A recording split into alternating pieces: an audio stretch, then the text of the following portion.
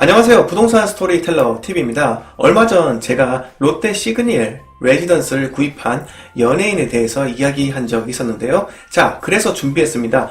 오늘 연예인 부동산 투자의 신 첫 번째 편인 배우 손예진입니다. 자, 영상 끝까지 시청해 주시기 바라고요. 구독과 좋아요 클릭 부탁드릴게요. 자, 손 배우는 부동산 투자에 절대적인 안목을 가진 것으로 유명합니다. 바로 최근에 3년 동안 보유했던 소형 건물 투자로 41억이라는 상당한 차익을 올린 것으로 알려져 있는데요. 손 배우는 2015년 3월 서울 마포구 서교동 일대에 두 필지의 토지와 건물을 93억 5천만 원에 매입을 했습니다. 그 당시 대출은 약 65억 정도였습니다. 자, 두 필지의 대지는 각각 86평과 64평으로 총 150평 정도였는데요. 그로부터 3년이 지난 뒤 개인에게 135억 원에 매각을 하면서 시세 차익이 무려 41억에 달한다고 합니다.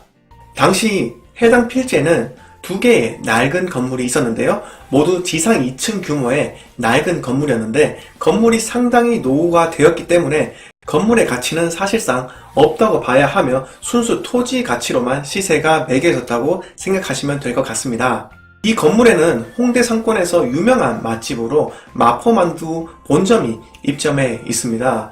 젊은 사람이라면 이 사진을 한 번만 보더라도 이 위치가 어디구나 라고 대번에 알아차릴 수 있을 것 같습니다. 이 건물의 입지를 분석해 보면은 건물 바로 앞에는 6호선 합정역이 지나가고요. 그리고 대로변과 이면도로를 모두 접한 양면도로 N 코너 건물입니다. 이 건물 뒤로는 마포의 대표적인 고급 주상복합인 메세나 폴리스가 위치해 있고요. 그런데 이 건물 위치가 누구나 봐도 상당히 좋은데 건물이 위치한 대지에는 치명적인 약점이 있다고 합니다. 바로 해당 두 개 필지가 획지선이라고 불리는 이런 획지선에 묶여있는 땅이라는 점인데요. 획지선에 포함된 토지는 필지별로 단독 개발이 불가능하기 때문에 건축을 마음대로 못한다는 점은 토지 매매에 있어서 치명적인 약점으로 작용하게 됩니다. 당시 마포구청 측에서는 해당 두 개 필지를 포함해 맞붙어 있던 추가 두 개 필지를 함께 건축하지 않으면은 인허가를 받을 수 없도록 이렇게 지구단위 계획으로 묶어놨는데요. 즉, 그래서 이 손예진 배우는 옆 필지 소유주와 협의를 해서 공동 개발을 하지 않는다면 현 상태로 결국은 임대를 주어서 장기 보유하는 것 밖에는 방법이 없었습니다. 그러나 손 배우가 건물을 매입한 같은 해 8월 6일에 서울시가 합정재정비 촉진계획 변경을 고시합니다. 획지선으로 같이 묶여있던 필지들이 획지선 분리가 되었고 해당 부지는 단독으로 신축이 가능하게 된 거죠. 이것은 엄청난 호재인 건데요. 손 배우 땅은 용적률을 최대 800%까지 받을 수 있는 일반 상업 지역이었습니다. 건물 신축 시 투자자들이 가장 선호하는 지역이 바로 일반 상업 지역인데요. 왜냐하면 상업 지역 같은 경우는 건물을 가장 높게 많이 올릴 수 있는 땅이기 때문에 그만큼 가치도 상당히 높기 때문입니다.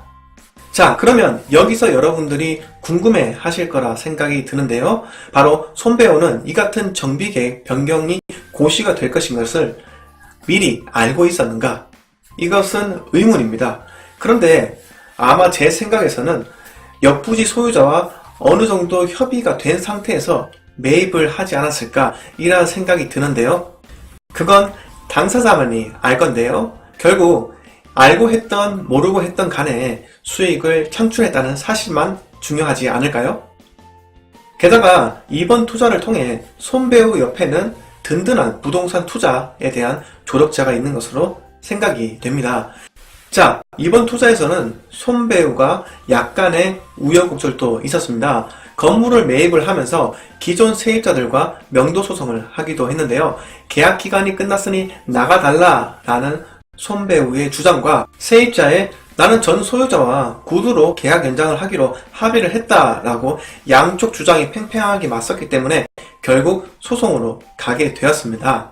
이 소송에서 세입자는 3억의 권리금 명목으로 보상금을 요구를 했고요.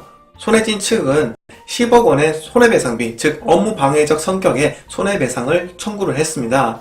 하지만 결국 계약갱신을 해주기로 하며 손 배우는 통 크게 합의를 하게 되는데요. 아마 건물 매매에 따르는 수익 계산을 해보니 이미 그게 상당히 컸기 때문에 굳이 소송까지 끝까지 가면서 이미지를 실추할 필요가 있을까라는 계산이 따랐던 것으로 보입니다. 자, 그래서 내린 오늘의 결론은 손혜진의 부동산 투자에 대한 안목 대단하다 라고 오늘 이야기를 모두 마치도록 하겠습니다. 자, 영상 끝까지 시청해 주셔서 감사하고요. 구독과 좋아요 클릭 부탁드리겠습니다.